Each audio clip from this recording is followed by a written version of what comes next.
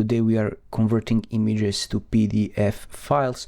It's very easy if you are using this PDF24 Tools website.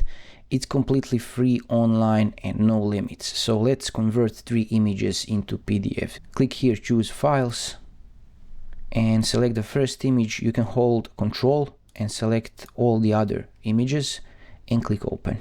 And after all these 3 images are uploaded, before you hit create PDF, you can click here to combine all images into a single PDF file or every image into a separate PDF file.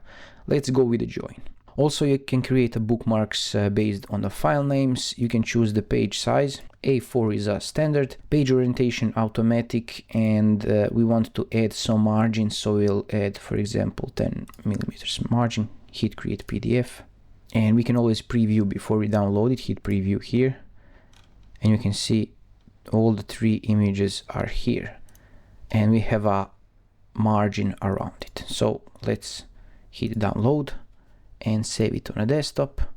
Hit save, and if you go here, you can see if I click on my PDF file on my desktop that we have images inside our PDF files and they look awesome. If you want to make your life easier, you can check out this playlist over here. There is a bunch of PDF tools that will be helpful to you. Thanks for watching.